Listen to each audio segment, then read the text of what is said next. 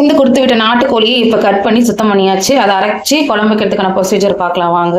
அது இங்க தேங்காய், ஒரே ஒரு வரமிளகாய், ஏன்னா வரமிளகாய் தூள் போடுவோம் அதனால, ஒரே ஒரு ஏலக்காய், ஒரு துண்டு பட்டை, ஏன்னா கறி மசால் கொஞ்சம் போடுவோம் அதுலேயும் ஃப்ளேவர் இருக்கும் அதனாலதான்.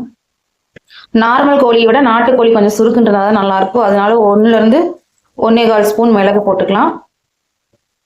அப்புறம் ஒரு அரை ஸ்பூன் வந்துட்டு ஜீரகம், அதே ஒரு அரை ஸ்பூன் சோம்பு, 1 டேபிள் ஸ்பூன் வந்துட்டு 1 இல்ல 3 டேபிள் ஸ்பூன் வர கொத்தமல்லி போட்டுக்கலாம். இது எல்லாமே நான் பச்சையா தான் அரைக்க போறேன். இது ஒரு ஃப்ளேவரா, இது ஒரு டேஸ்ட் வந்துட்டு நல்லா இருக்கும். குழம்பு திக்னஸ்க்காக ஒரே ஒரு ஸ்பூன் பொட்டுக்கடலை மட்டும் போட்டுவோங்க. அதிகமா போட்டீங்கன்னா ஒரு மாதிரி குழப்பலன்னு டேஸ்டே நல்லா இருக்காது.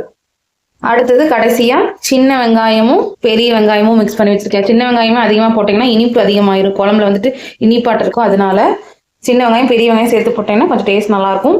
தக்காளி ஒரு அரை தக்காளி மட்டும் போட்டுக்கோங்க, அதிகமா போடக்கூடாது. ஏன்னா அதுலயும் புளிப்பு ஜாஸ்தி ஆயிட்டு குழம்பு டேஸ்ட் வந்துட்டு ரொம்ப டிஃப்ரெண்ட் ஆயிடும். ஃபைனலா இன்னும் ஒரே ஒரு இன்கிரீடியன்ஸ், அரைச்சி வச்ச இஞ்சி பூண்டு பேஸ்ட். நான் ஏன்னா ஃப்ரெஷ்ஷா போட்டா நல்லா தான் இருக்கும், இருந்தாலும் ஆல்ரெடி அரைச்சி வச்சிருக்கேன். அதுல ஒரு 1 டேபிள் ஸ்பூன் தாராளமா போடலாம். நாட்டுக்கோழிக்கு வந்துட்டு கொஞ்சம் அதிகமாக போடாதான் நல்லா இருக்கும், மட்டன் மாதிரின்னு வச்சுக்கோங்களேன். ஏன்னா நார்மல் கோழி விட நாட்டுக்கோழிக்கு எப்பயுமே கொஞ்சம் சேர்த்து தான் போட வேண்டியதா இருக்கு. இப்போ நம்ம இது ஃபைன் பேஸ்ட்டா அரைச்சிட்டு வந்துடலாம்.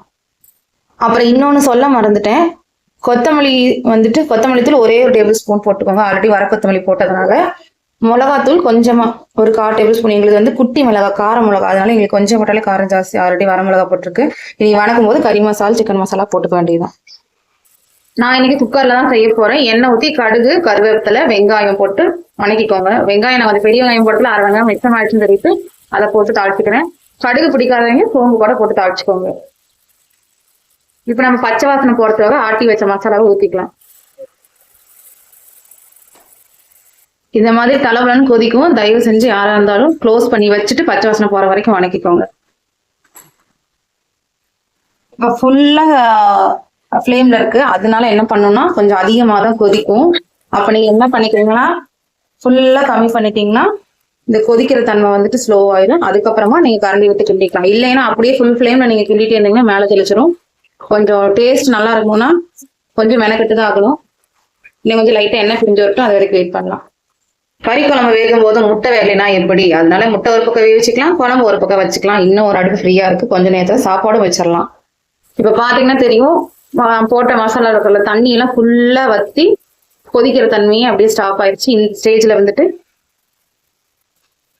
நாட்டுக்கோழி போட்டுக்கலாம்.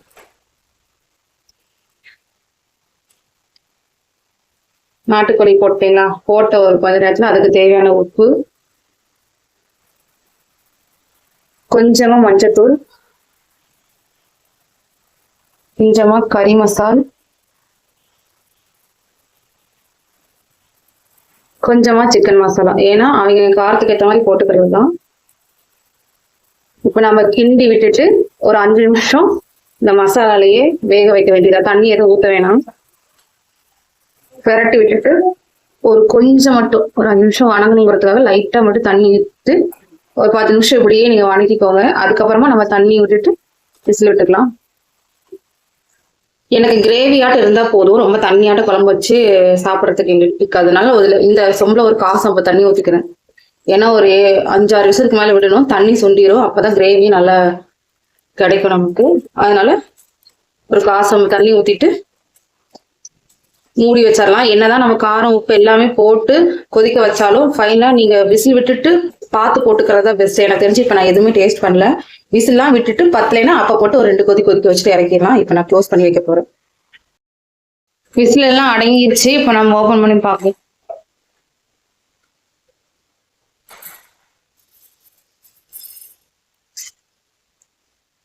கறியெல்லாம் நல்லா வெந்துருச்சு, பூ மாதிரி. அது இல்லாம குழம்பும் லைட்டா கிரேவி மாதிரி தான் இருக்குது. ஆறி போச்சுன்னா உங்களுக்கு இன்னும் திக்கா கிரேவி மாதிரி வந்துடும். இப்ப டேஸ்ட் பண்ணி பார்க்கலாம் உப்பு காரம் எப்படி இருக்குன்னு.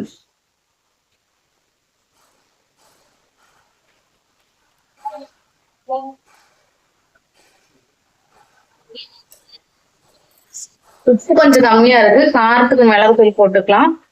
இப்ப இறக்கி வைக்கிற பக்கமா ஒரு கொதிக்க வச்சுட்டு இறக்கி வச்சிடலாம், பாத்திரத்தை மாத்திட்டு. அவ்வளவுதான். இந்த வீடியோ உங்களுக்கு பிடிச்சிருந்தா மறக்காம சப்ஸ்கிரைப் பண்ணிக்கோங்க. நீங்க உங்க வீட்டுல செஞ்சு பாருங்க.